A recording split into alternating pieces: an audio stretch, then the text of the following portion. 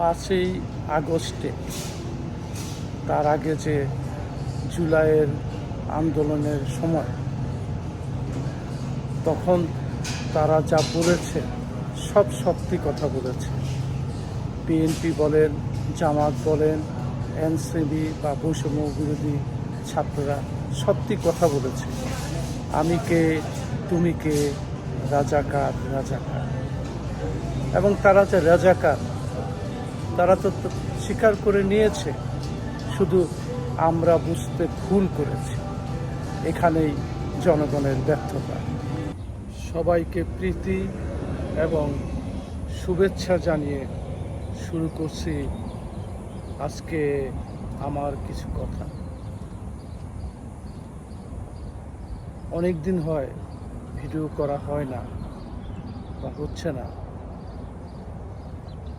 ভেবেছিলাম ভিডিও আর করব না, কিন্তু বিবেকের তাড়নায় চুপ থাকতে পারলাম না। প্রথমেই আজকে বলবো, দেশের যেই পরিস্থিতি, যেই অবস্থা, মানুষ দিশেহারা, সেটা আপনি আমি আমরা সবাই জানি।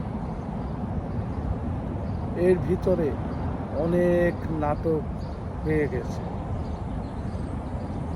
আর এই নাটকের অংশীদার আমি বলবো বিএনপি, জামাত এবং নতুন দল এনসিপি। তিনও দলের ভিতরেই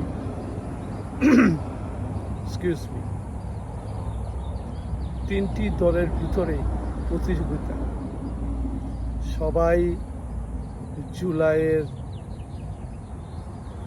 অভ্যুত্থানের অংশীদার।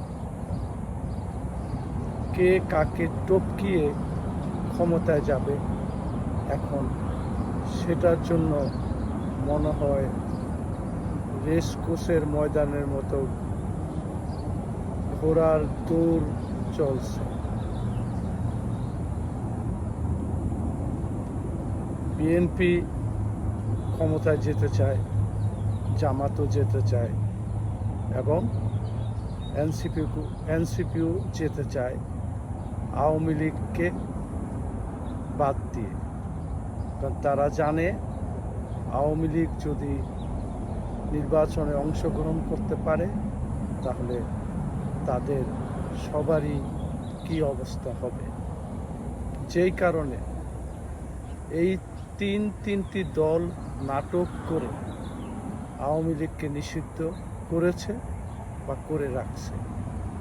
আওয়ামী লীগ ছাড়া তারা নির্বাচনের বৈতরী পার হতে চাচ্ছেন। এখন কথা হচ্ছে, নির্বাচন করতে হলে বিরোধী দল দরকার, শক্ত বিরোধী দল দরকার। তো এখন এই জন্যেই জামাত বিএনপিকে গালাগালি করছে, বিভিন্ন অন্য সুরে কথা বলছে। বিএনপি জামাতকে বলছে, এনসিপি বিএনপি বলছে। এটা ভিতরের একটা নাটক। আসলে এরা সব একই ধাঁচের, একই ধরনের রাজনীতি করে। তাদের কোনো আদর্শ নেই, তারা শুধু ক্ষমতায় যাওয়ার রাস্তাটাই খোঁজে। জনগণ এবং দেশের জন্য তারা কিছু করেছে কিনা বা করতে পারবে কিনা, সেই প্রশ্ন আপনাদের কাছে রেখে দিলাম।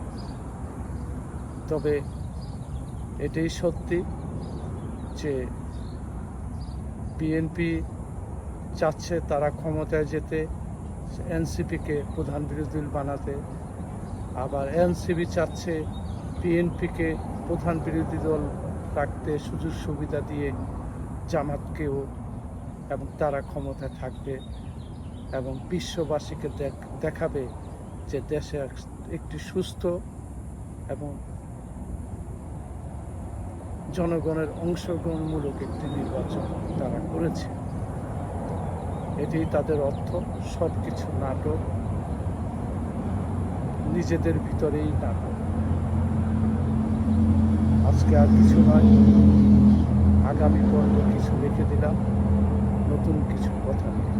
ভালো থাকুন, সুস্থ থাকুন। আল্লাহ হাফেজ।